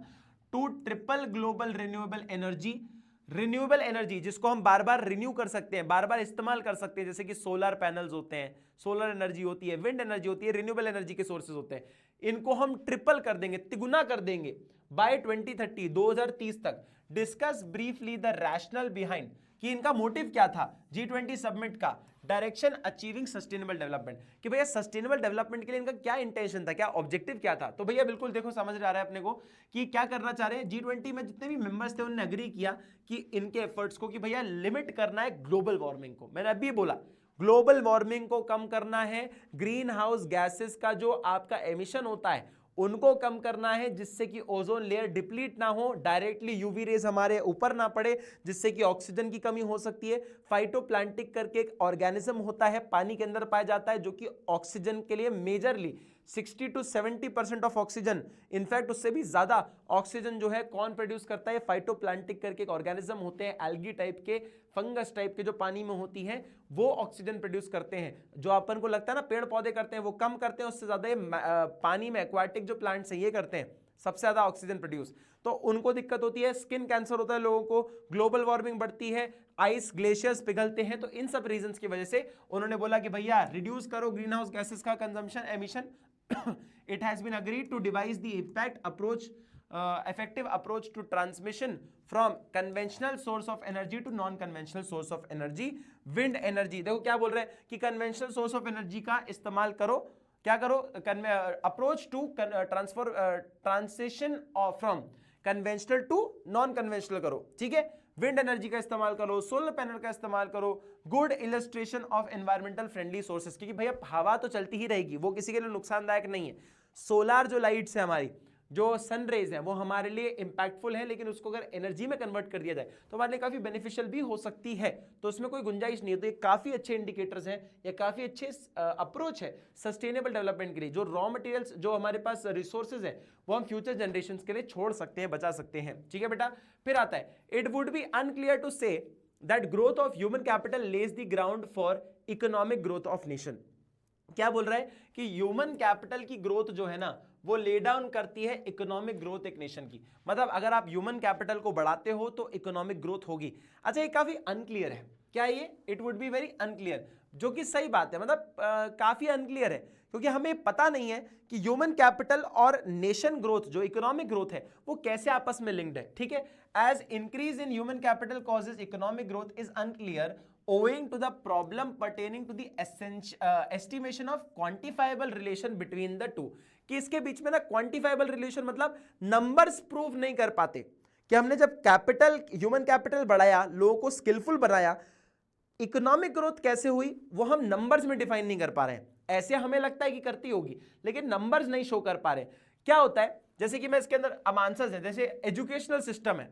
एजुकेशनल सिस्टम में क्या हो रहा है, हमने एजुकेशनल सिस्टम में नंबर ऑफ टीचर्स बढ़ा दिए, लोगों को ज्यादा फोर्स किया, ऐसे प्रोग्राम्स ला दिए जहां पे बच्चों को पढ़ना ही पढ़ना है, लेकिन उनकी क्वालिटी क्या है एजुकेशन की वो हम नहीं पता कर सकते, है ना। Educational yardsticks like years of schooling, teacher people ratio, enrolment rates may not reflect education quality accurately.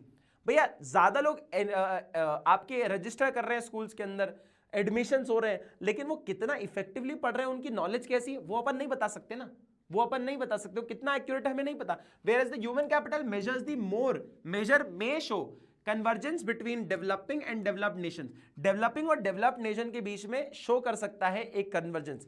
However there is no empirical evidence to prove income per capita convergence, कि ये नहीं बता सकता, लेकिन ह्यूमन कैपिटल का conversion ये नहीं बता सकता कि पर कैपिटल इनकम क्या है। क्यों नहीं कर सकता, क्योंकि एजुकेशन में improve but can not guarantee similar progress in real income across different countries. क्या है बेटा, अगर एजुकेशन आपने इंप्रूव कर दी, लेकिन वो एजुकेशन से लोग पैसा कमा पा रहे हैं कि नहीं कमा पा रहे, वो हम शो नहीं कर सकते, वो हमें पता नहीं लग सकता, है ना, कि भाई बच्चे तो पढ़े लिखे हैं, लिटरेट तो है। अब जैसे केरला इज 100% लिटरेसी, पर वहां पे क्या गरीब लोग नहीं है क्या, है भाई, बिल्कुल है। तो कैसे एजुकेशन के बाद भी इंसान कैसे गरीब है, वो चीज नहीं शो कर सकता, ठीक है। इसीलिए इस मेजर को अपन इस तरीके से आंसर कर सकते हैं, ठीक है बेटा। फटाक से इसका स्क्रीनशॉट ले लो जल्दी से। चलो बेटा जी, अब करेंगे एक और नेक्स्ट क्वेश्चन, फटाक से देखिएगा। Interpret the given picture based on the सांसद Adarsh Gram Yojana saggy initiated by the government of India. अब सर ये तो कभी पढ़ा ही नहीं, कभी किसी बुक में भी नहीं आया, कैसे करें। कोई बात नहीं बेटा, अगर नहीं पढ़ा कोई बात नहीं, थोड़ा जनरल बेस्ड क्वेश्चन यहाँ पे पूछे जा रहे हैं आजकल, थोड़ा बहुत पूछे जा रहे हैं। सैंपल पेपर थोड़ा सा क्या अटपटा बनाया जाता है कई बार, इतना रिलेटेड ऐसा कोई ऐसे टॉपिक पूछते हैं नहीं, वैसे तो पूछ लें तो डरना नहीं है। डायग्राम की मदद से जो समझ आए वो लिख सकते हो। जैसे कि देखो मेंबर ऑफ पार्लियामेंट, ये देखो पार्लियामेंट दिख रहा है, नजर आ रहा है, यहाँ पे दिख रहा है member of parliament. Member of parliament और विलेजर्स मिलकर कुछ हेल्थ और एजुकेशन के लिए काम कर रहे हैं, ये अपन देखकर बता सकते हैं। तो इसी के हिसाब से कुछ लिख देना। क्या लिख सकते हो कि भैया मेंबर ऑफ पार्लियामेंट्स को बोला गया है कि विलेजर्स के साथ मिलकर विलेज एरियाज में, रूरल एरियाज में आपको हेल्थ और एजुकेशन के लिए कुछ डेवलपमेंट करना है, जिससे कि वो बेटर कर सके रूरल एरिया या विलेजर्स की लाइफ को, ठीक है बेटा। ऐसी कुछ चीजों की बात करिए। State any two examples of allied activities. Agri allied activities क्या होती है, जैसे कि लाइफ स्टॉक्स हो गया, आप क्या बोलते हो, पोल्ट्री फार्मिंग हो गई, या फिर आप लाइफ स्टॉक्स का मैनेजमेंट करते हो, ऐसी कुछ चीजें आप बोल सकते हो, है ना। ये सब अपना क्या होता है, एक तरह का वो होता है, ठीक है। अब देखो ध्यान से क्या लिखा हुआ है, Saansad Adarsh Yojana introduced by the government of India, members of parliament needed to identify develop one, need to identify, कि उनको आइडेंटिफाई करना और डेवलप करना है one village from their constituency, उनकी कॉन्स्टिट्यूएंसी से उनको एक विलेज को डेवलप करना है। MPs were to develop 3 village as model village, 3 village को उनको डेवलप करना है जो कि मॉडल विलेज होंगे, जिसमें कवर कर रहे होंगे कम से कम 2500 विलेजेस, ठीक है। MPs were expected to facilitate village development plan, motivate villagers to take up activities, build infrastructure in areas of health, nutrition and education। क्या बोल रहे हैं, देखो MPs और जो गवर्नमेंट है उनका इनिशिएटिव यह था कि भैया विलेजर्स को एनकरेज किया जाए, मोटिवेट किया जाए कि वो हेल्थ, न्यूट्रिशन और एजुकेशन के अंदर इंफ्रास्ट्रक्चर को डेवलप करें और अपने एरियाज को धीरे धीरे डेवलप करें, ठीक है। ये अपनी सांसद आदर्श ग्राम योजना थी, ठीक है। कोई डरने की बात नहीं है, पिक्चर को देखो, जितना समझ आए उतना लिख लो, कोई गलती नहीं होगी, टेंशन मत लेना, ठीक है। ये सब नंबर वाले ऐसे क्वेश्चंस आपको जनरली परेशान नहीं करेंगे, डोंट वरी। ये ऐसे क्वेश्चंस बोर्ड में कम आते हैं, छोटा छोटा पार्ट आता है, एक एक नंबर का आता है, जो कितना मैटर नहीं करता, लेकिन आपको ऐसे पार्ट्स जो है सैंपल पेपर में देखने को मिल सकते हैं, तो घबराने वाली बात नहीं है, टेंशन मत लेना। 2 एग्जांपल्स ऑफ एलाइड एक्टिविटीज क्या है, देखो मैंने बोला था लाइफ स्टॉक्स या फिशरीज, ये एग्जांपल है इसका, ठीक है। अब ध्यान से देखो, ये आपके पास एक और बहुत बड़ा सवाल है, ये आपका ना वो रीडिंग पैसेज जैसा जो है ना उस तरीके से आ जाता है, कॉम्प्री को आप कहते हैं ना आरसीज होती हैं जो, तो रीडिंग कॉम्प्रीहेंशन जैसे सवाल है। अब इसको मैंने पढ़ रखा है, लेकिन मैं दोबारा इसको नहीं पढ़ूंगा, लेकिन आपको मैं आंसर बता देता हूं कैसे आप इधर आरसी से ही निकाल सकते हो। State any 2 major sources of data on the workforce and employment. 2 major source of data क्या है वर्कफोर्स और एम्प्लॉयमेंट के, इधर आ जाओ, देखो ये लिखा हुआ है, the 2 major source of data of workforce employment has been decennial population census and nationwide quinquennial survey on employment and unemployment by the erstwhile NSSO under the ministry of statistics and programme implementation, MOSPI, government of India. देखो NSSO responsible है census के लिए India में। तो worker force निकालना हो, workforce निकालना हो या एम्प्लॉयमेंट निकालना हो, ये दो मेजर सोर्सेज वो निकाल कर देता है। आप लोग देखकर निकाल सकते हो, कोई बड़ी बात नहीं है, डरने की बात नहीं। कहां पढ़ा है क्या पढ़ा है भैया, पैसेज में से निकालना है, कोई भी निकाल सकते, कोई दिक्कत नहीं है, ठीक है। The labour force encompasses broader category than the workforce. Labour force बड़ा होता है वर्क फोर्स है, बिल्कुल सही बात है।